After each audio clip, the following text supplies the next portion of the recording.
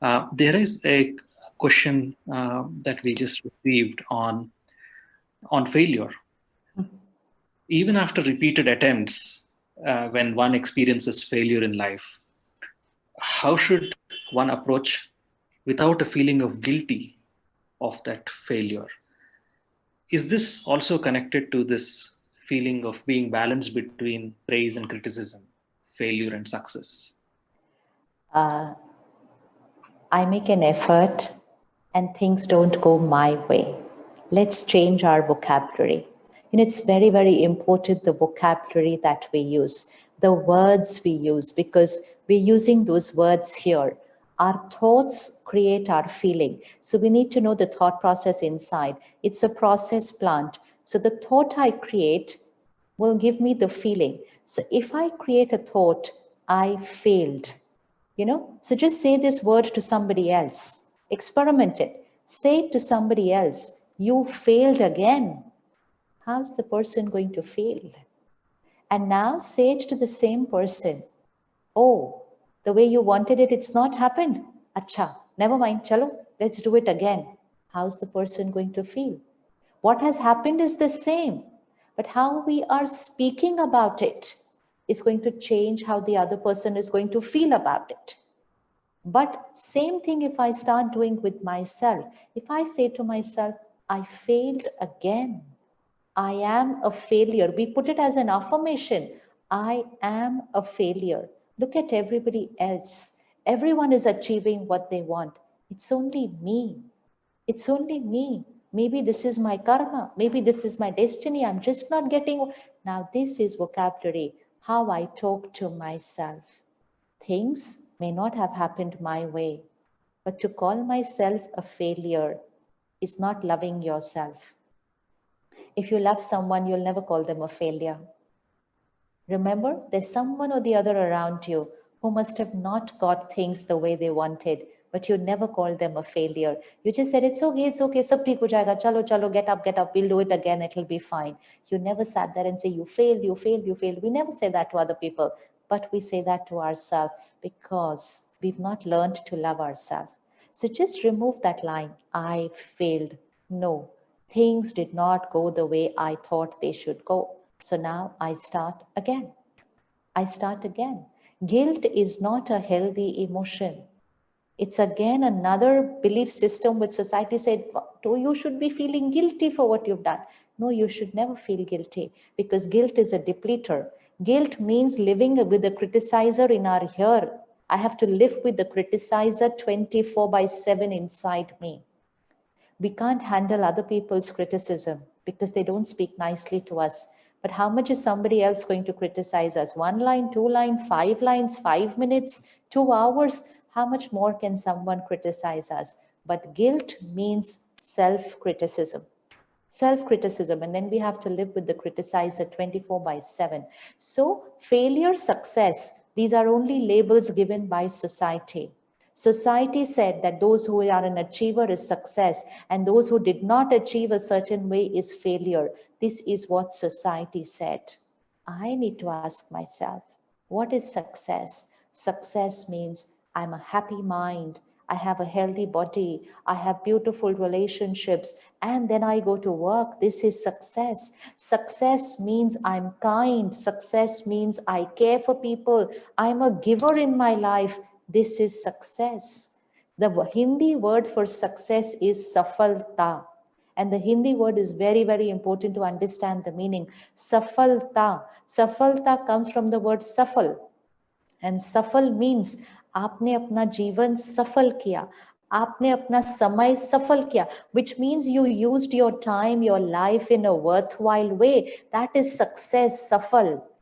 We as a society changed the definition and we said those who achieve are successful. Doesn't matter how they are in their mind, doesn't matter what is the quality of the relationship, doesn't even matter how they achieved. It just matters how much they achieved. This is just a belief system by society.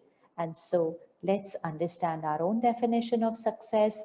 And of course, we work hard towards achieving. It's not that we say, okay, then it doesn't matter. We're going to work hard. But if things don't go our way, we never call it a failure. Never, ever, ever call it a failure. Just said, okay, it didn't happen this time. Let's begin again. That's it. But happy, we already are. Healthy, we already are. Our happiness is not dependent on the achievement. So this will not fluctuate, even if things outside don't go your way. Thank you. That sort of feeds into the next question that somebody has asked us. They say, Sister, you teach us so many wonderful spiritual practices. Even today's session has a lot of those. Uh, their experience is that after a week or 2 weeks, these spiritual practices sort of fade away. And you tell us to love everyone. And even before I realize it, it becomes affection. And then I start having expectation. Then I start having dependency on them. So how do I, first of all, sustain these spiritual practices? Okay, so very simple. Suppose you have a very healthy meal today for lunch or for dinner, and it's very, very healthy. It has all the nutrients that your body needs. It has all the vitamins, the minerals, everything your body needs. So, how many days will your body sustain with that healthy meal today? No, it won't. It will not even sustain for probably 48 hours. You need to give yourself those healthy nutrients daily. We eat many times in a day. We don't even eat one meal a day. We're eating 3 times a day. We're drinking water 6 to 8 times a day. Suppose you had one whole jug of water today and then you don't drink water for the next few days. Will we be able to remain healthy? Similarly, spiritual health or emotional health cannot happen with one session, one workshop, one webinar, one TV program. No, it cannot. It happens only with daily. And one is studying the spiritual knowledge, and second is the meditation. So, what meditation does is it connects us to the higher power. See, why we have expectations from people. Very easy to understand why we have expectations from people. Because peace, love, and happiness, even if we take three, peace, love, and happiness is something I need to experience because that's my nature. And so go and ask anybody, even those who are talking about war, go and ask them, what do you want? They'll say peace. So every being on this planet wants three things: peace, love, happiness. We want it. It's like air, water. The body needs it. Every health, every body on this planet, which means every body, physical body, needs water and air for to survive.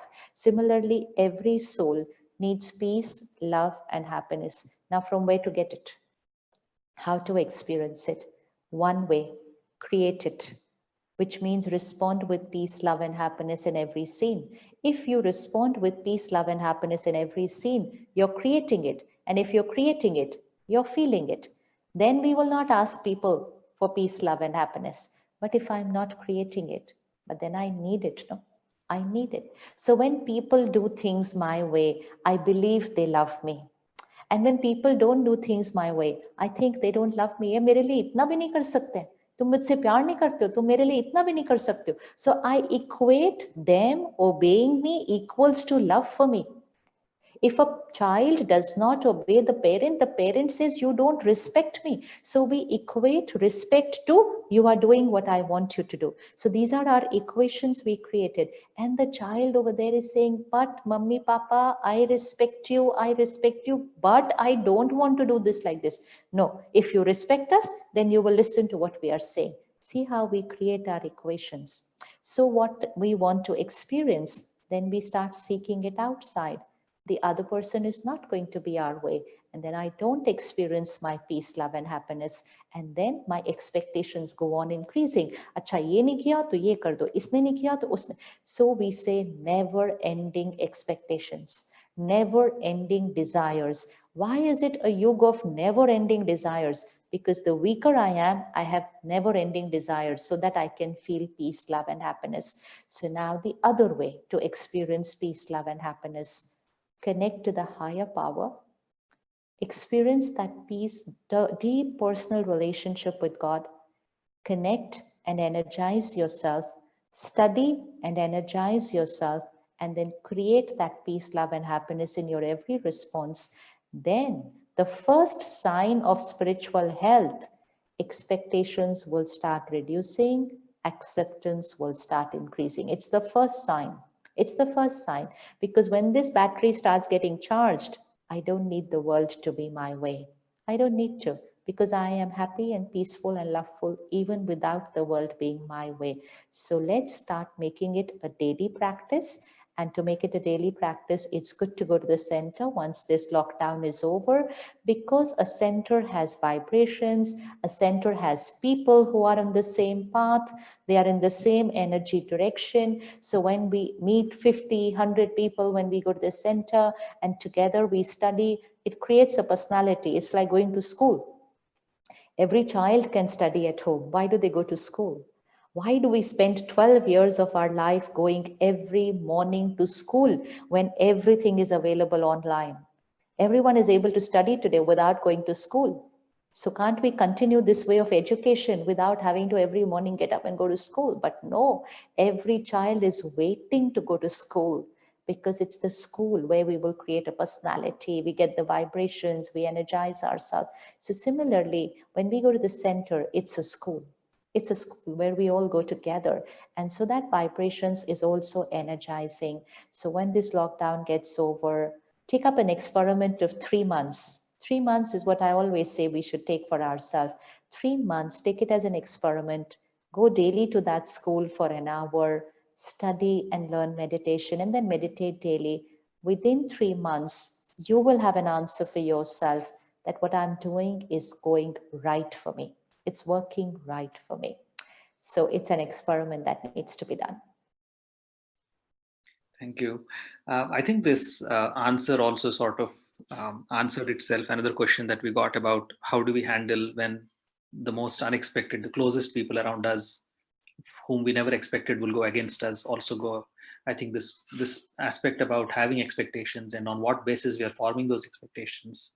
One thing we also need to remember that, sometimes how it happens in relationships, we say, you were not the person I knew who you were, So the person whom we knew, let's say 20 years back, or the person I knew before I got married, and then after marriage, I say, you're not the person I knew. So this expectations comes even there. Or somebody we trusted and we thought they were a particular way, and suddenly they do something which is like, I never expected you to do. So all these things means that we want people to be a certain way. People, even if they are a certain way today, they might change tomorrow. They've not given us a written agreement that they are going to be like this for the rest of their life.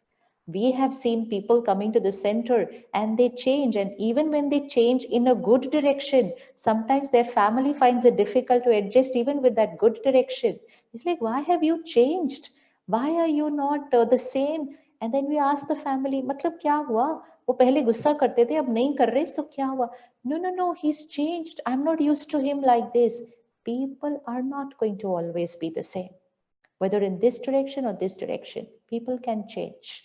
People will change. So it's we who will need to be prepared to be able to adjust, to be able to adapt. But if we think people will be that way, or suddenly someone does something which we did not expect, and it's like COVID, no? We never expected this is going to happen, but it happened. Anything can happen. But if I'm strong and powerful, then the happening will only be outside. That's it. The roller coaster can only be outside. Here will still be calm. Calm, even there is a storm outside. So that's emotional independence. Wonderful. This aspect of emotional independence and emotional health seems to have definitely uh, made many questions come up in the mind. So one of this is very subtle, I feel, where there is a question of saying, I don't feel anger or irritation or agitation outside, but I'm sensing that inside of me. How do I handle this? Is this a normal feeling again? Nothing uncomfortable is normal. So, one thing we always need to remember, nothing uncomfortable is normal. So, when we see these first signs, it's good to start working on ourselves. So, sometimes what happens is we do not vent out our anger, but which is a very good thing. We should not, because if we vent it out, then the sanskar becomes even stronger. But if I am taking care, so 3 stages where we take care: one in our thoughts, second in our words, third in our behavior. So the lowest form of anger or irritation is in the body language, where people can even raise their hand, or somebody can throw an object, somebody can throw a paper. This is where that anger and aggression is even coming out in our behavior. Of course, the extreme form is we can hit somebody, push someone. This is anger and aggression in behavior. Very few people are at that stage. But many of us are at the word level, which is at the verbal level anger, where we say what we want in a very reactive manner. Uh, Many of us are able to take care even at the word level. That is, we will not say anything to people. Even though we've not liked what they've done, we keep quiet, we don't say anything. But we stop there. That I was perfect in my behavior, I was perfect in my words, but in my mind, I allow myself to create those thoughts because I thought nobody can see my thoughts. So I allow myself to think that way, whether it's for other people or sometimes it could be about myself. I can be angry with myself. So even that is unhealthy. Even that's unhealthy because that's a depleter. So it is three stages. So we finish anger first from behavior, then from words, but then from thoughts. And spiritually, we understand then after that, even from our dreams. That means even from our subconscious. So when you are seeing that first sign in your mind, you have to tell yourself, okay, this is a beginning. It's like 99 fever. I need to take care of myself. And just that little morning time of peaceful, powerful spiritual study, and throughout the day, not consuming content of anger. Actually, if we just detach and check the quality of content we consume throughout the day, just the quality, the vocabulary, every word that is being spoken, every word that is there on news channels. Yes, they are giving us information of what's happening in the world, but the vocabulary, the energy, the way of saying it, and we are watching. And we thought it's about the world, it's nothing to do with my life, but I'm consuming that onto my mind, and then my mind starts thinking and talking like that. Remember when we first went to school, or when your child went to school, and then your child came home and started talking some words which you did not like. The first thing the parent said was, हाँ school जाना शुरू कर गया ना, सीख के आया होगा स्कूल से. So we pick up things, but that time we used to pick up things only from friends and schools. Now we absorbing things from content and from media. So take care, take really good care of what you absorb from the media platforms, and take care that you absorb at least 30 to 40 minutes of very, very high vibrational content. This 99 fever will go away from the mind. One on one side is this self-care, and this is the last question that we can take today. One side is the self-care of how do we deal with our own initial signs of emotional distress, and on the other side is if there is someone else whom we love who is going through these emotional distress, how do we handle that without getting irritated, agitated? How do we make sure that they are empowered? If someone else is going through an emotional health issue, all the more important for us to be emotionally fit, because one big benefit of taking care of our mind is that it not only benefits us, it also benefits people around us. See, like physical health, suppose you go for a walk, or you go to the gym, or you do yoga every day. There's only one person that can benefit, and that's your body. So only one person benefits. But when you take care of your mind, so mind, not physical, it's vibration, it's energy. So your energy, your vibrations radiate in your house, radiate in your workplace, they radiate to people who are there in your energy circle, and they absorb your vibrations. Many times, no, we say, oh, I was not getting good vibes from that person. ये हम देखते हैं कि I was not getting good vibes from that person. But imagine all the good vibes that I'm sending out to people. So when we take care of our mind, it's not one mind which benefits. It's many minds which benefit. And many minds doesn't just mean family, friends, or colleagues. Our mind is a part of the world mind. Our mind affects the energy of the world, the energy of the planet. So if someone around you is feeling like that, all the more important for you to meditate, for you to radiate good vibrations. In Raj Yoga meditation, we even learn that how to connect to the supreme power and radiate those pure and powerful vibrations to the other person. Like we do Reiki, pranic healing, not to heal people physically.